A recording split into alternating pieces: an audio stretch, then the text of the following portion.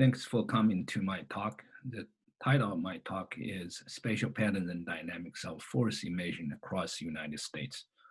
My name is Fei. I'm a professor at Purdue University. Before my presentation, I'd like to acknowledge the various collaborators on this project. Without their help, this project is not possible.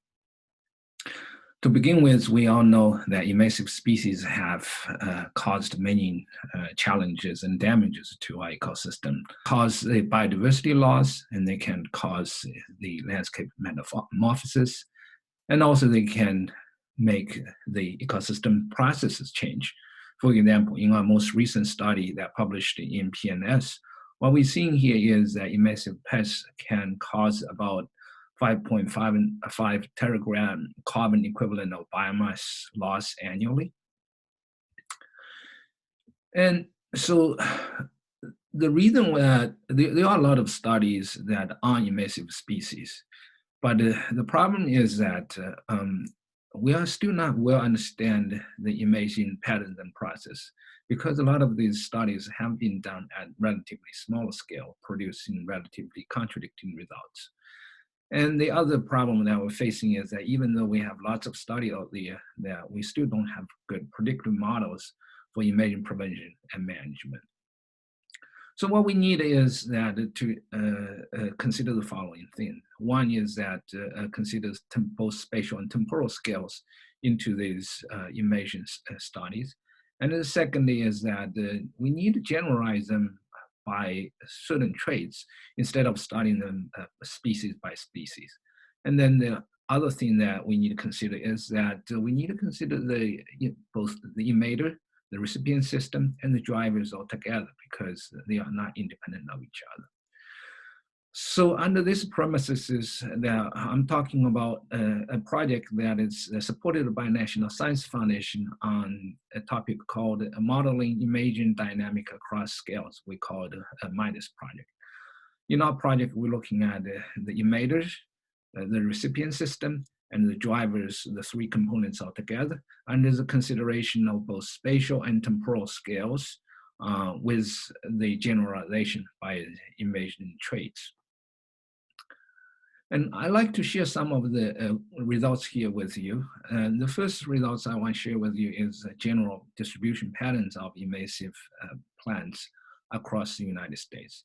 In general, United States, the forest in the United States has been invaded quite pervasively. The highest region that has been invaded by invasive species is the Hawaii Islands, which is about 70%. And then the next region is the north central region, which a lot of the areas are greatly impacted, and certain area like in the Midwestern area like here is over 90% of the forest areas are invaded at least by one invasive plants. And then other regions such as the Piedmont region in the southeast and the Mississippi River Basin area are also heavily invaded as well. We also look at some of the interesting results comparing to the invasive plants versus the non-invasive plants.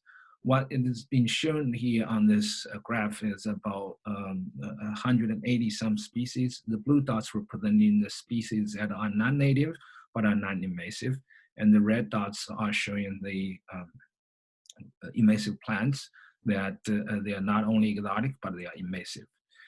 And if we look at this cloud, what we're seeing is that if we have the green line over here, anything above the green line, what we're seeing is that most often are occupied by these blue dots, and most of the red dots are below this green line over here.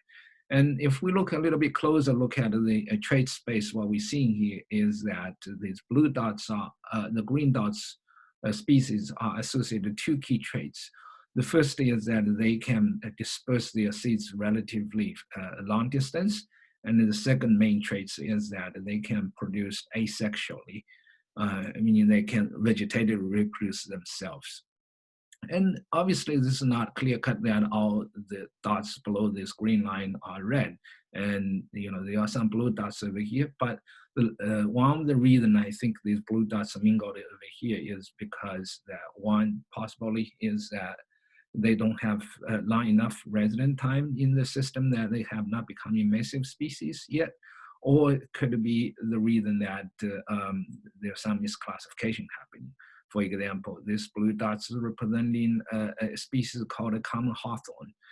This species is currently not designated as an invasive species by USDA, but it is an invasive species designated by like Australia. So this could become an invasive species soon in the United States.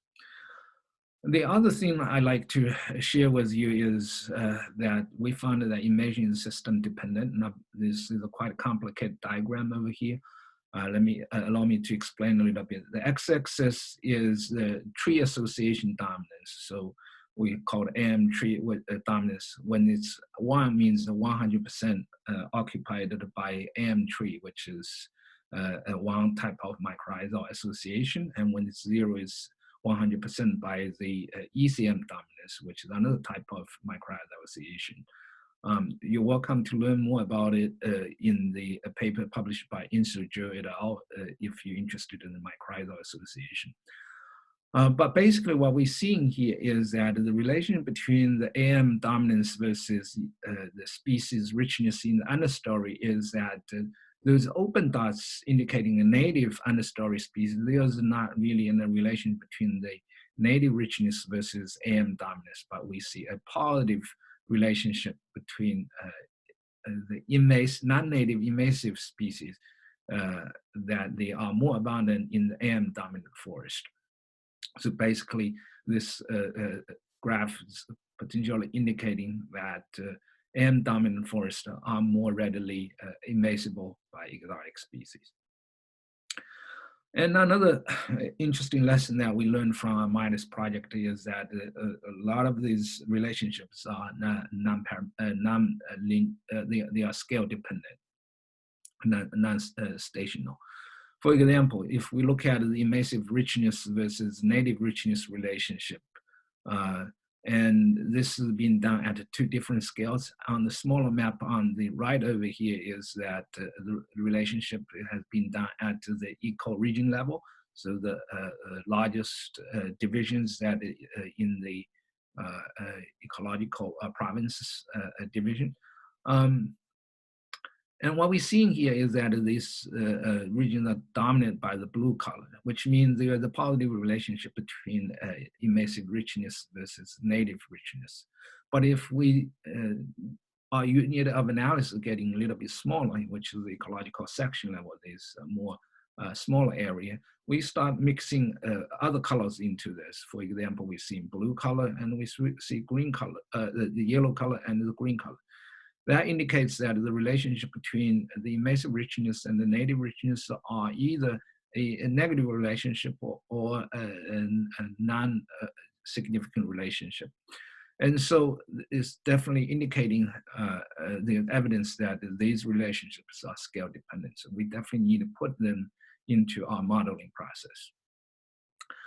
And last lesson I want to share with you is that a lot of the relationships are nonlinear. So here is the relationship between native tree diversity versus the pest diversity. What we're seeing here is that invasive pest richness increase as the tree diversity increases to a certain level, then reach the highest around 30, and then the pest diversity declines, indicating a facilitation effect at the beginning and the dilution effect at the end when the tree diversity is getting higher. That's all I'd like to share with the limited time. If you have further questions, feel free to contact me, and thank you for coming.